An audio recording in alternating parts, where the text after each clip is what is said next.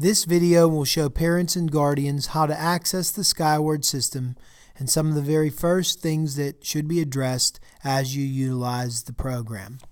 To begin, you're going to log on to the school district's webpage, www.nkasd.com, and scroll to the bottom of the homepage until you see the Skyward logo. That will open the login page, and I've created an imaginary parent, Mary Jones, and she has a login credentials. So as I log in for the first time as Mrs. Jones, the system will ask you to change your password to something that is a little easier to remember. So I'm going to go ahead and do that for Mrs. Jones.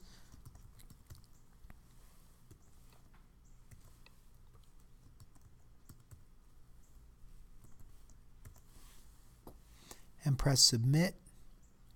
And I'll get a notice that I didn't meet the requirements. In this case, it's got to be 8 characters in length. So we're going to press OK, and we're going to go back here. And just as a reminder, all new passwords have to have one numeric character, has to have at least one special character like a pound or an at or an exclamation point or a $sign. It has to be a minimum of 8 characters. It could be longer, but it has to have at least 8. So I'm going to go in here and just add one more character, press submit. And then that will send me in for the first time into this system. So what I'm going to check first is to make sure that all of my students are here. Mrs. Jones has 2 kids, Linda and Thomas. And so they're there.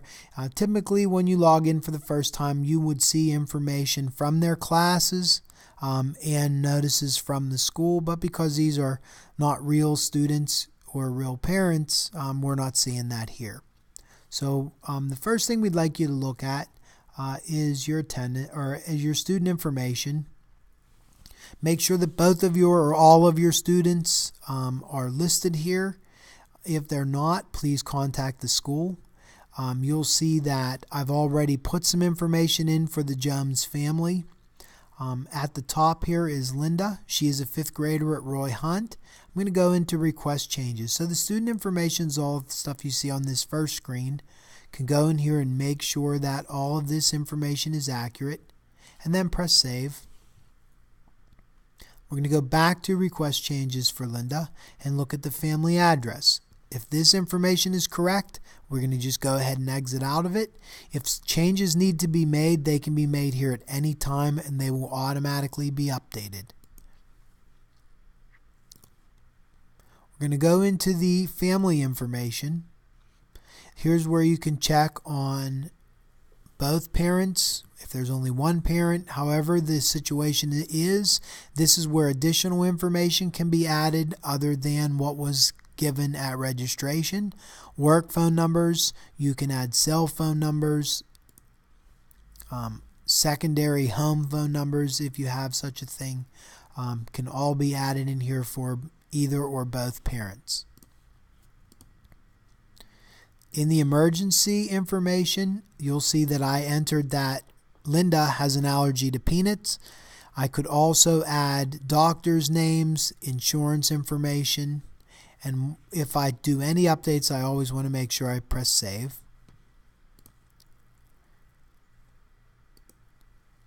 Here's an area where I can add an emergency contact. This could be a grandparent or a neighbor or another relative. I'm just going to put in here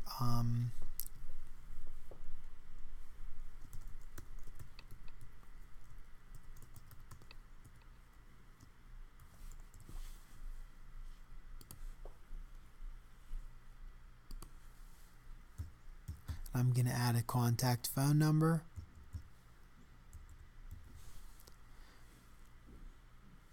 This person is also able to pick up the child at school. So in some circumstances, you need to have someone else go pick your child up from school. If this person is someone who can do that, then you would check that they are allowed to pick them up. Otherwise, we would need to have a letter from you stating that it was okay. And then I would press save. If I needed to put any additional information, I could put it in this box. So now Carrie Jones is added as an emergency contact. Any additional health information could be added in here, any of which would be helpful to the nurse. So now I'm going to go down here and check my second child, Thomas. Make sure his student information is accurate. Check to make sure that the family information is accurate.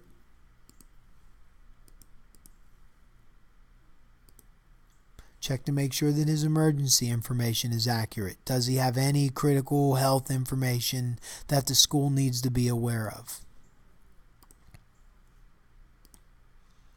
In this case, if Carrie were going to be the person who were picking him up, I would want to add her in here also.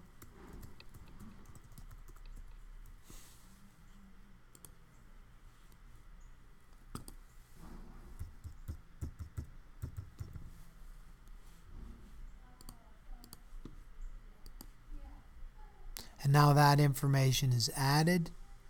Again, I could add any health information as necessary. Finally, after I've gone through the student information, I want to just go up as a parent, first time login, and check my account settings. In this area, this is where you can set up Skyward to customize information for yourself. So you're going to go in here, just check to make sure your own personal information is accurate. And then at the bottom, this is where you would decide whether you wanted to receive email notifications from the system. You can receive attendance notifications either by email or when you first log in, your home screen has a message wall. You can have those messages just put onto your wall. It's kind of like Facebook. It's set up to be very user-friendly in that way. So if you would like to receive attendance notifications, you can just check this box. You can receive grading emails for your students, so you can check this box and receive an email if your child, or in this case, if Thomas and Linda receive a grade lower than a 75, I would automatically get an email for that. And then the last one is periodic progress reports. You can either receive them daily, weekly, or monthly, and all it is an email with all of each student's grades listed for that day, week, or month.